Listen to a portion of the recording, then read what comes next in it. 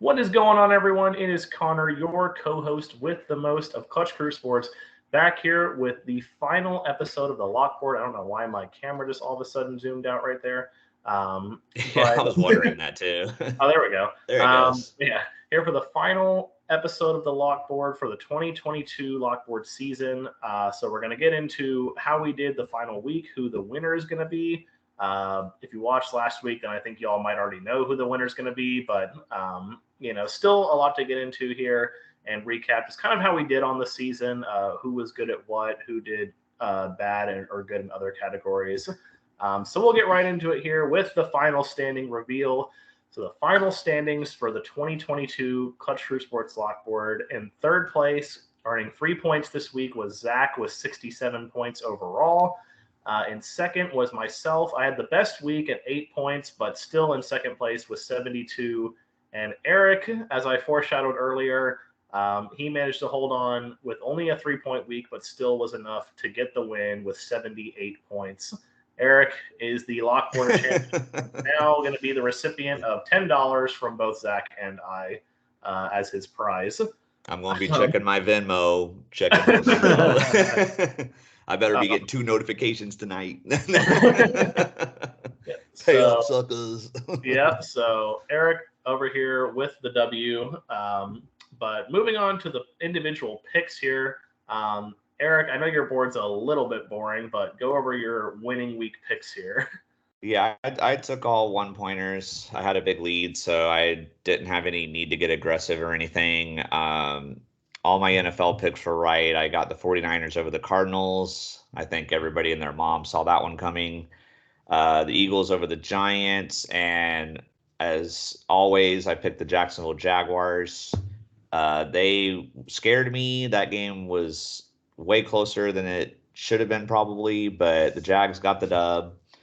My only NBA one was a letdown. I guess Connor must have colluded with his client or something and told the Bucks to let the Hornets get the win there because the Hornets blew the Bucks out. But it was a collusion with both. I talked. Yeah, because your favorite team had to win and your client had to lose. But so only 3 points, but I had a big enough lead where it didn't matter. So I was happy to get the dub there, be the Lockboard champion.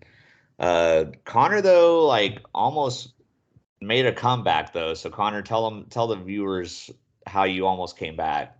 Yeah, unfortunately, the 2 picks that I got wrong didn't lead to anything. But so because it started out on Thursday night on the Saturday with the Raiders and the Chiefs. That unfortunately was a bit of a blowout. I thought Stidham was he had a really good game the previous week against a really good team, and they almost pulled out the win, but. He looked a lot worse. He looked like Jarrett Stidham again in that game. They were able to easily win and lock up the 1 seed in the AFC. But so then for my NFL games, I got both of those where I had the Commanders over the Cowboys, which that one ended up being a pretty big win for the Commanders. The Cowboys, they were playing their starters because they wanted to try and get the NFC East crown, and they just played atrociously. So not a good end of the year for the Cowboys. Maybe my fraud comment is coming to fruition here that Eric gave me crap. Yeah, Susan was not happy with the Cowboys' performance. So a little more worried about that Bucks game now, after that. So yeah, that's for another day. But then I also got the Lions over the Packers right. That was the Sunday night game. Unfortunately for the Lions, they because of Seattle winning, they weren't playing for a playoff spot, but they were playing to keep Green Bay out of the playoffs, which they did successfully. It was a pretty good win for them. So unfortunately for me, then my final pick in terms of timeline when they were played was the national championship game, which going into that, I knew I had already lost still because at that point, even if I'd gotten that right, I still would have lost to Eric by 1. But TCU just had to go and throw insult to injury in that one just by having the largest blowout in national championship bowl game history. So I'm really glad I just decided to not watch that because that might have actually been biggest Lockboard loss ever. I don't know. It makes me feel better. We keep having those. Yeah. I was really worried all year when I had that Oklahoma State over was it Kansas State or Kansas State, TCU? yeah. I think it was Kansas State, and they lost 48-0. I was like, oh my God, the guys are going to roast me all year. But luckily, that wasn't the worst loss. Well, I mean, you could argue that was the worst loss, Well, though. yeah, it was a because the 2-pointer. I was gonna say because the other two were 5-pointers that happened. So Yeah, I mean, TCU was for the national championship, though. Like you're supposed to be the second best team, and you lost by 58. but So yeah, I'm so I mean, taking it. I normally would not have taken that had it not been for I know. desperation, also. But yeah, so Zach, tell us how your final week went here. Yep. So not very good. We'll sum up my final week. The NFL playoffs would look a lot different. Houston would still have the number one pick if all my, alternate history here, if I'd gotten these correct. But I picked the Bears to beat the Vikings. Wasn't very close or competitive. Same with the Patriots and Bills. That game seemed like it was always within grasp for the Pats, but they never took a big lead or anything. And then Baltimore and Cincinnati, that Cincinnati handled Baltimore pretty easily in that game as well. So, NFL not looking good with my 3 5-pointers. I was kicking myself for not taking the Washington one, because that was, looking back on it, that was definitely plausible as it happened, with the Cowboys not, they played their starters, but everybody knew that they had no chance to win the division, with the New York Giants pulling out guys off the streets to play that game. But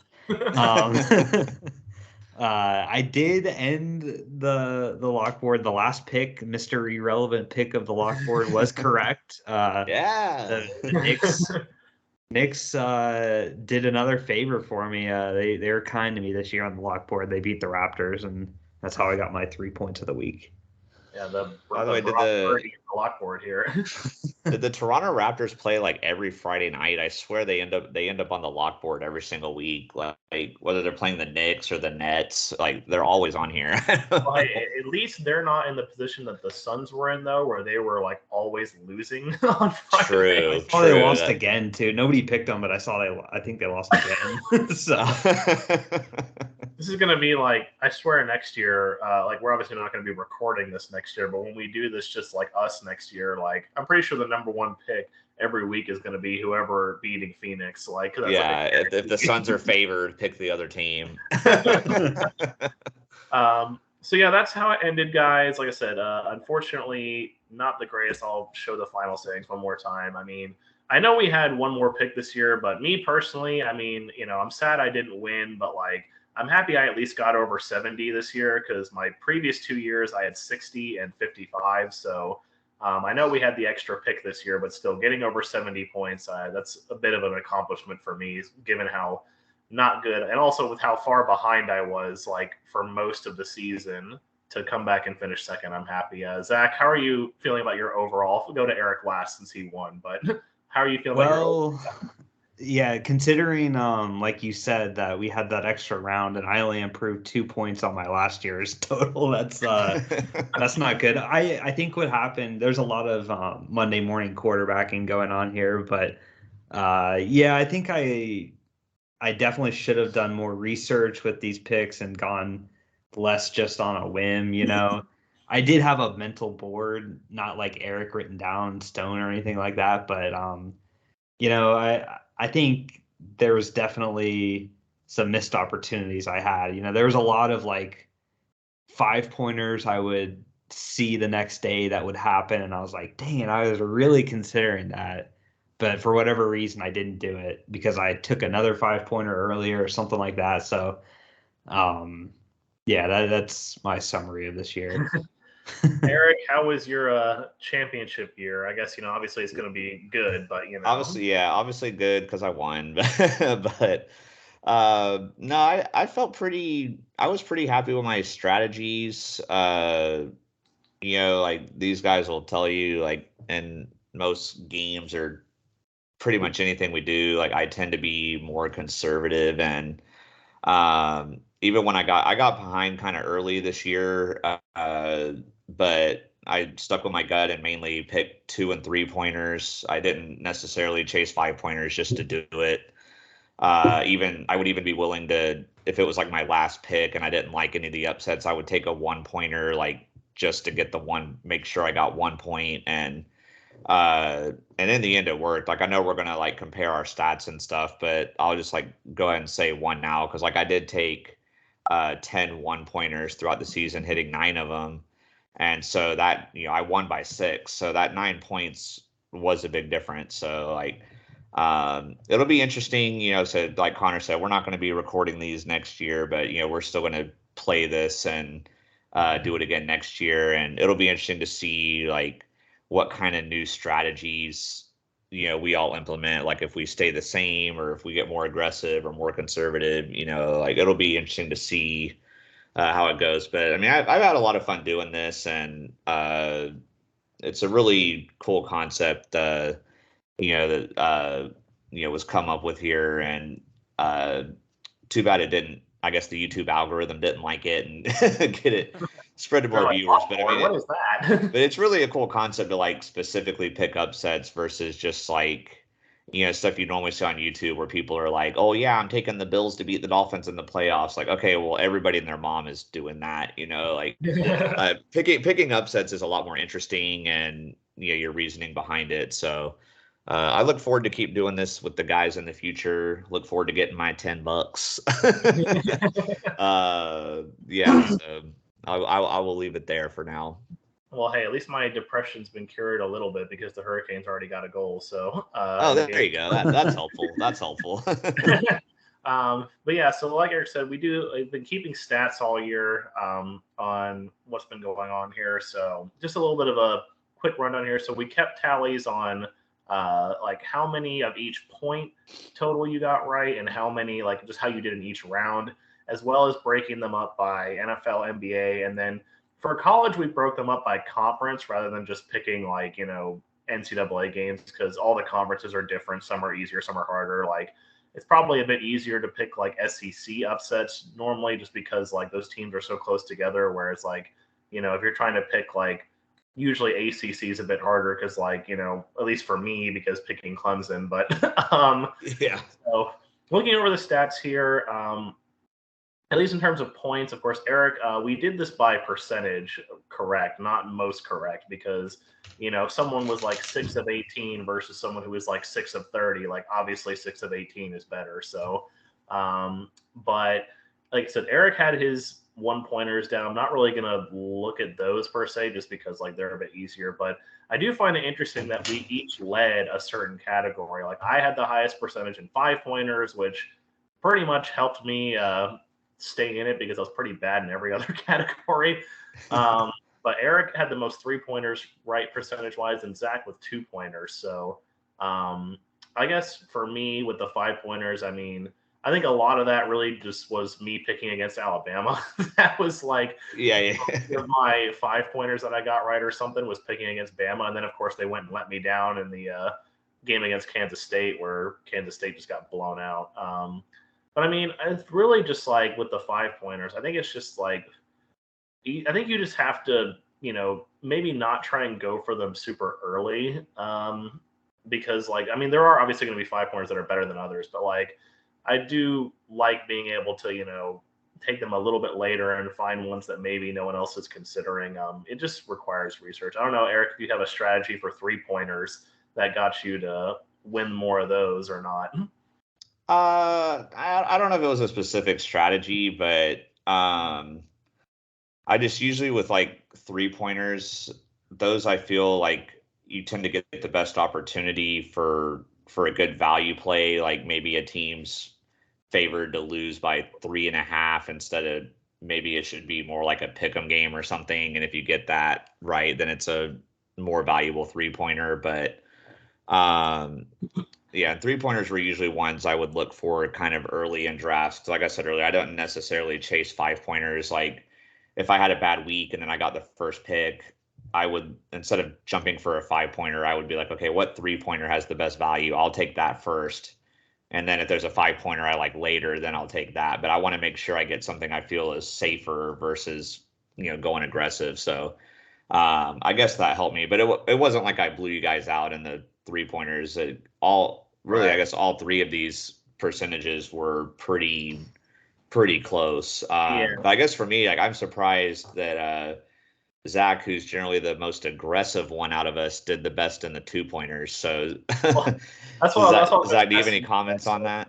Yeah, I was going to ask him next. Like, you did really, really good on the 2-pointers and still pretty good on the 3-pointers. I think your percentage would have been second or tied for second with me. But it was just like the 5-pointers that got you there. So I want to hear about that from you. Yeah, this is really interesting to look at because I wasn't, keeping up with these stats. It wasn't like, oh, look, I'm doing really good on 2-pointers. Let me keep doing those or anything. But I think my strategy with the 2-pointers is I wasn't so much. I went into the 2-pointers and the ones that I picked were games that I actually thought the underdog was going to win, which a lot of times on these lock boards you don't do that. You still think the favorite will win. You're just hoping for the upset. But if it's and that's the thing is like, yeah, the spread may be 3 points. It may be a 3-point spread in the game or a half-point spread. I didn't even consider that as like, oh, the half point. I'll go with the half point instead of the 3-point spread because, I just went into it as thinking, especially with the NFL games, like, okay, I picked this team, this team, this team. They just happen to be on the 2-point list. I guess I'll take them because I confidently thought that. So I didn't. That was kind of my strategy there, and same with all of the games. I didn't. Once they were put into the categories, I would give value. Like Eric said, those 3-pointers had good value, but yeah, I guess I should have done more of those. That's a pretty good percentage. So yeah, that's almost 50%. Yeah, it's definitely hard, because I think I definitely tried to stray away from that too, like just looking at the spreads because I used to kind of stray away from like the 6.5-point 3-pointers because it's like, well, that's almost a 5-pointer. Like, why not just get a 5-pointer instead? But like, yeah, you really do have to look at it from like just best chance to win the game. You can't just because like some of the spreads are going to be off anyway most of the time. So I think I agree with Zach that you kind of have to put them just like in categories of winning the game, not based off of the spreads obviously come into play a little bit because it determines points, but you want to pick what you're most confident in. But then looking at the individual like sports here, I know Zach and I obviously didn't do as well in NFL as we hoped, and I also did pretty bad in NBA. So I guess I'll go to Eric with his NFL right here. I know a lot of that you can contribute to the Jags, but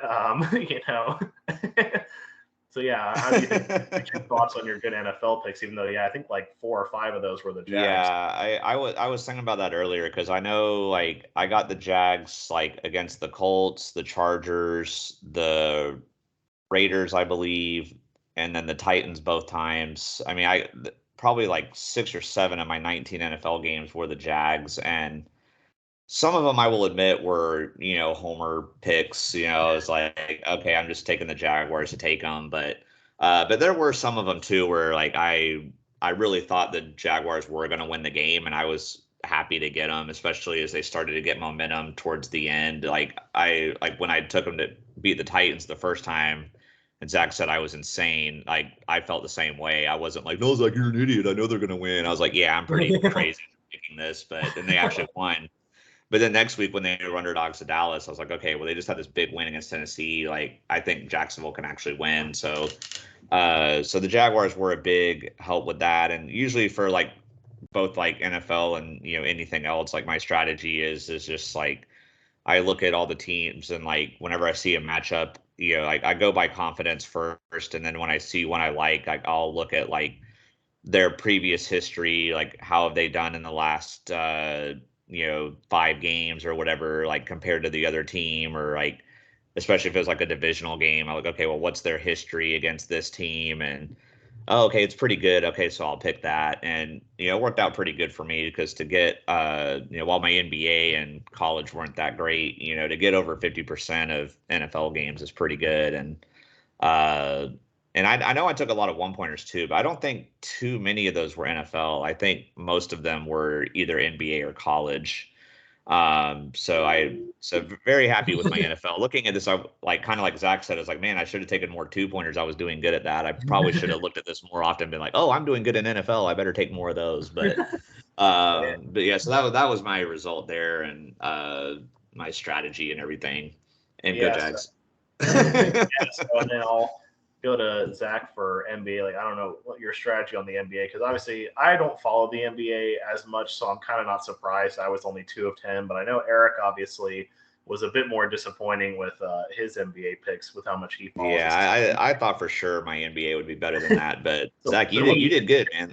Yeah, no, the interesting thing too is that I only took 12 of these NBA games. Eric took 19. So he Yeah. was once the NBA came out, and he was usually picking at least one a week, whereas I would go sometimes a week or two without picking one. So for me, it was few and far between, similarly to Connor with picking the NBA games. But yeah, no, I want to say for the most part, most of the NBA choices were close games. Also, there's this is helping everybody, but this year in the NBA, it's one of the highest years of parity we've seen with That's true. bad teams beating good teams and such. So it's not going to be Cavs Warriors in the finals. Yeah. yeah, not Cavs Warriors, but in general, I mean, if for everybody that's betting on these games on the outcome of wins and losses and stuff, like it's been a really, really good season picking underdogs in the NBA just because of how much more parity there's been than years past. So that helps, I think, compared, and the NFL is the same way too. But obviously, I just had better luck with the NBA. Also, picking against the Phoenix Suns, just that's a good. Yeah, the Suns Um, losing every Friday night. yeah, so I'll close it out here with my, because I guess like Eric did the best in the NFL, Zach did the best in the NBA. I know we don't have like the total college here, but I pretty much did the best in college. There's a lot of green down there. Yeah.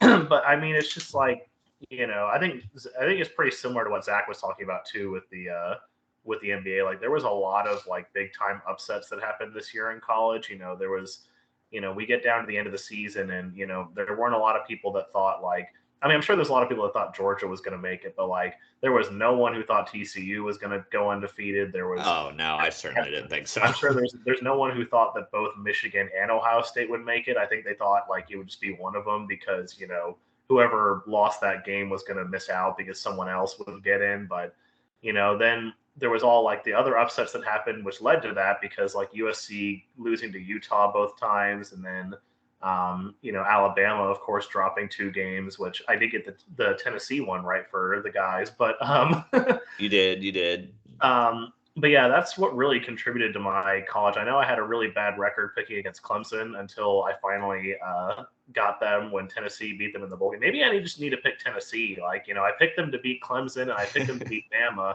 Whereas Tennessee just wasn't the underdog very often was the thing. Yeah, I was like, whereas like when the one time that Eric picked them when they played Georgia, they lost. So maybe I just need to pick Tennessee. But yeah, so it works for me. Yeah, so it just I think that's just all it is, just the parity. And also college is also easier to like find upsets that can happen compared to the NFL. Once you start getting later in the NFL season, it's just kind of like, okay, like, you get like Kansas City playing against, the Raiders or, the Bills playing against the Jets or something. And it's just like, okay, well, like that's not going to be an upset. Like, like that's probably not going to happen. Whereas like in college, even if it's like Alabama versus like Ole Miss, like if Ole Miss is at home and they're like, a decent team, it can still happen because of all these rivalries and stuff that, get renewed and whatnot. So, yeah, I think that was just the key for college, but that is probably going to wrap it up for the Lockboard guys. Like I said, you can look at our stats here on the screen, and then you can screenshot that. I'll just flash the final standings one more time. Congratulations to Eric. And I know, obviously, this is not my last thing because I'm still doing the podcast. Eric, I think, is going to join me for the Super Bowl episode, so this probably won't be his last thing either. Yeah, I'll see what I can do during the playoffs. My days off have been kind of moved around, which sucks. It's been a little weird, but I'm going to do what I can for the playoffs. So yeah, so there's potential, but Zach, I do think this is going to be his last thing for the podcast. So for the final time, Zach, I'll let you close it out. Yeah. Not to get sentimentally or anything. I thought you were gonna be like, give us a speech or something like that. Speech. Um, yeah, no, it's been fun. I'm definitely looking forward to doing this lockboard again next year. Off camera and everything. But it's fun. It puts a lot of stress, though. I mean, shoot, every week, it feels like every moment of the weekend when sports are being played, there's something on the line. Most of the time, you're rooting against, but you know. Yeah, well, that's what makes the lockboard so much fun too. Because it's like, say, like earlier in the season, there's like TCU versus Oklahoma State or something. No, I wouldn't give two craps about that. But then like, oh wait, Zach's got TCU on the lockboard, so I got to watch this Yeah. Oklahoma State game. You know what I mean? So that makes it more interesting just for that. Like, It's so definitely gotten all of us to watch more college football. yeah, especially Yeah. me. I don't watch much college at all. So But yeah, it's been fun, and as always, guys, remember, be clutch. Bye. peace.